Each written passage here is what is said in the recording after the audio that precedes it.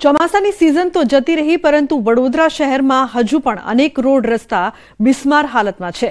ક્યાંક રોડ પર ખાડા તો ક્યાંક ખુલ્લી ગટરો છે, જેને લઈને સ્થાનિકો ત્રાહિમામ પોકારી ઉઠ્યા છે।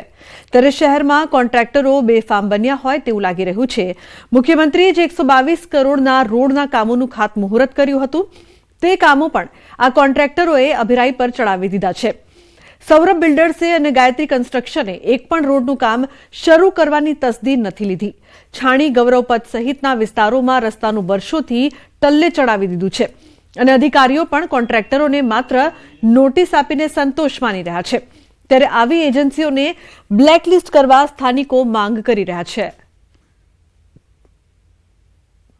જે વરસાદી ગટરની મોટી મોટી કુંડી કરી છે, બધી ખુલ્લી છે આખી, એટલે ગાય તો પડી જ જાય છે। ગાયો તો અહીં ચરતી હોય તો પણ છોકરાઓનો અમારા ગેટની બહાર રમવા નથી મોકલાતા, સાયકલો ચલાવવા નથી મોકલાતા, કશું જ નહીં, અંદર રાખવા પડે છે છોકરાઓને। આ બધા કામો જો વ્યવસ્થિત ટાઈમલાઈન પ્રમાણે પૂર્ણ થાય તો બધાની અગવડતા દૂર થાય અને એનો નિકાલ આવે। એટલે દરેક વ્યક્તિ માટે, જે કોન્ટ્રાક્ટર હોય કે જે પણ હોય, એના માટે એક ટાઈમલાઈન સેટ કરવી પડે કે આટલા સમયમાં આ પૂર્ણ થઈ જવું જોઈએ, જેથી લોકોને અગવડતા ના થાય। અધિકારીને જ્યારે કામનું સ્ટેટસ પૂછીએ તો એવું કહે કે ભાઈ કોન્ટ્રાક્ટર ફોન જ નથી ઉઠાવતા, નોટિસ આપે એનો જવાબ નથી આવતો। એનો મતલબ એવું થયો કે કોન્ટ્રાક્ટર અધિકારીઓ કે સત્તા પક્ષ હોય એના ઉપર ભારે છે। જે કામ જે અમે વર્ક ઓર્ડર આપેલા છે અને જેમાં જે કોન્ટ્રાક્ટરના જે કામ ડિલે ચાલે છે, એમાં અમે નોટિસ એમને આપીને કામ ઝડપથી પૂરા થાય, ટાઈમ લિમિટમાં પૂરા થાય, એ માટે અમે એમને કડક નોટિસ આપીને કાર્યવાહી ઝડપથી કામો પૂરા કરવા માટે જાણ કરી છે। અત્યાર સુધી લોકો એવું સાંભળતા હતા કે વડોદરા શહેરમાં અધિકારી રાજ ચાલી રહ્યું છે, પરંતુ હવે પરિસ્થિતિ એવી છે કે અધિકારી રાજ નહીં પરંતુ કોન્ટ્રાક્ટર રાજ ચાલી રહ્યું છે અને અધિકારીઓ જે છે તે પોતાની જાતને કોન્ટ્રાક્ટરો સામે લાચાર મહેસૂસ કરી રહ્યા છે। કારણ કે વડોદરા શહેરમાં કોન્ટ્રાક્ટરો એ હદે બેફામ બન્યા છે કે તેઓ સત્તા પક્ષનું કે પછી કોર્પોરેશનનું કંઈ પણ સાંભળવા માટે તૈયાર નથી।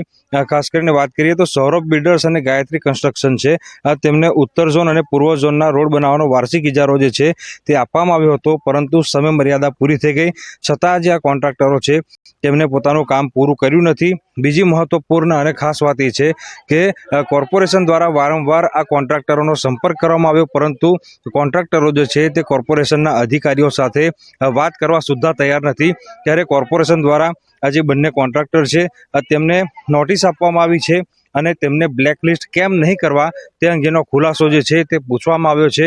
ત્યારે આ કોન્ટ્રાક્ટરો એટલા બેખોફ છે કે તેમના દ્વારા કોર્પોરેશનની નોટિસનો જવાબ પણ જે છે તે આપવામાં નથી આવ્યો। એટલે ટૂંકમાં કહીએ તો અધિકારીઓ જ્યારે કોન્ટ્રાક્ટરોને છાવર્યા ત્યારે આ પ્રકારની પરિસ્થિતિ થઈ। કારણ કે જો અધિકારીઓએ કોન્ટ્રાક્ટરો પર પહેલેથી પકડ રાખી હોત તો આ હદે કોન્ટ્રાક્ટરો જે છે તે બેફામ ન બન્યા હોત, પરંતુ હવે કોન્ટ્રાક્ટરોના પાપે અને અધિકારીઓએ કરેલી ભૂલના પાપે જે વડોદરાવાસીઓ જે છે તેઓ વિકાસના કામોથી વંચિત થઈ રહ્યા છે અને રોડ રસ્તાના ઠેકાણા ન હોવાના કારણે લોકો હેરાન પરેશાન થઈ રહ્યા છે। હાર્દિક દીક્ષિત, ન્યૂઝ 18 ગુજરાતી, વડોદરા। તો જૂનાગઢમાં પ્રતિબંધિત ચાઇનીઝ દોરી ઝડપાઈ છે। 8 ફિરકી સાથે એક શખ્સ ઝડપાયો છે। ઝાલોરાપા વિસ્તારમાં પોલીસે કરી છે કાર્યવાહી। પોલીસે 2400નો મુદ્દામાલ જપ્ત કર્યો છે। પોલીસે સોહિલ શેખની ધરપકડ કરી છે।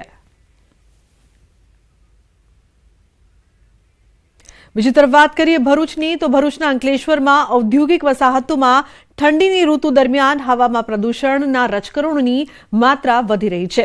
તેથી અંકલેશ્વર ઉદ્યોગ મંડળ દ્વારા તાત્કાલિક પગલાં લેવામાં આવ્યા છે। વિવિધ માર્ગો પર વોટર બ્રાઉસર વડે નિયમિત રીતે પાણીનો છંટકાવ કરવામાં આવી રહ્યો છે। જીપીસીબીના સૂચન બાદ ઉદ્યોગ મંડળ દ્વારા સતત પાણી છંટકાવની કામગીરી શરૂ કરાઈ છે। આ પગલાંથી હવામાં ઉડતા રજકણોમાં ઘટાડો થવાની અપેક્ષા વ્યક્ત કરાઈ છે।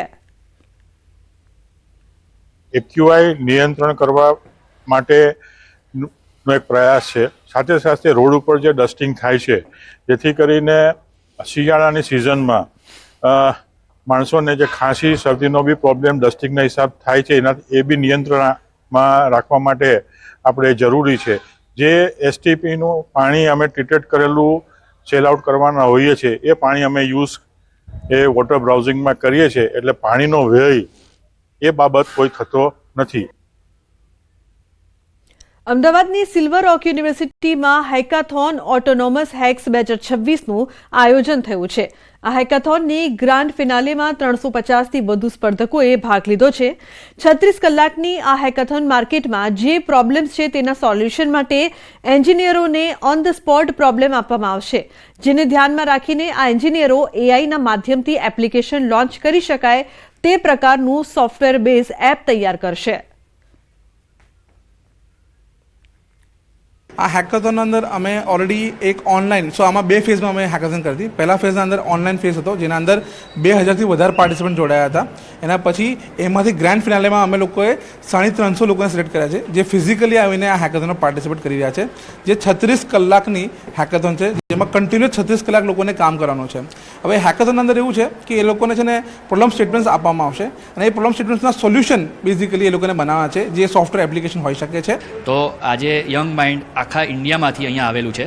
હેકાથોન તો ઘણી બધી પ્રકારની થતી હોય છે, પણ આ સ્પેશિયલ હેકાથોન ગૂગલ દ્વારા આયોજિત છે, જેની અંદર ઓપન ઇનોવેશન, સ્વચ્છ ભારત, વિકસિત ભારત 2047 આ બધાને અંતર્ગત ઓપન ઇનોવેશનને રિલેટેડ હેકાથોનનું આયોજન થયેલું છે, સ્પેશિયલી ફોર એઆઈ થીમ, અને એની અંદર ઇન્ડિયાભરથી બધા યંગ માઇન્ડ્સ આવેલા છે. મહેસાણામાં શ્રી વિશ્વકર્મા નિર્માણ ફાઉન્ડેશન દ્વારા એક ઐતિહાસિક મહાસંમેલનનું આયોજન કરવામાં આવ્યું છે.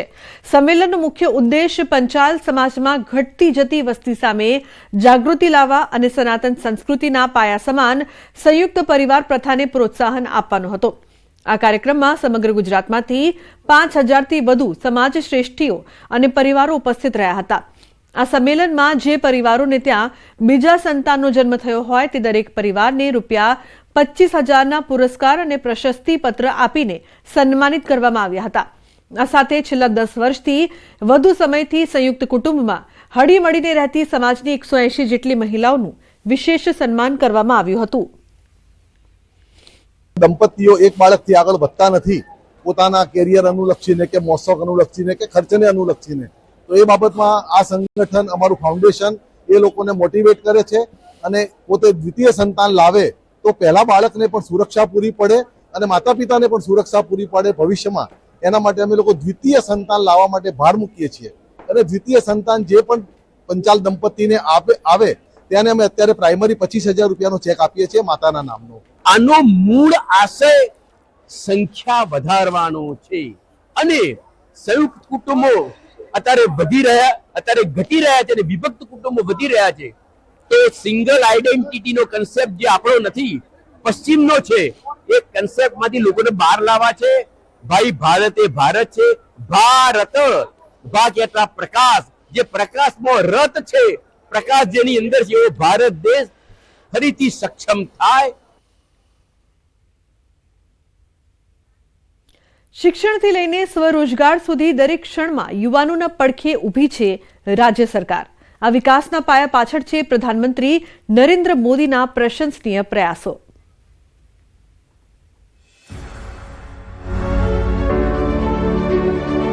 ગુજરાતમાં દરેક યુવાનના હાથમાં એક સ્વપ્ન છે. શિક્ષણની ઊંચી ઉડાન, સ્વરોજગારની આઝાદી અને વૈશ્વિક સ્તરની તકો. એક યુવાન જે કાલ સુધી નોકરીની શોધમાં હતો, આજે પોતાની કંપનીમાં અન્યોને રોજગાર આપી રહ્યો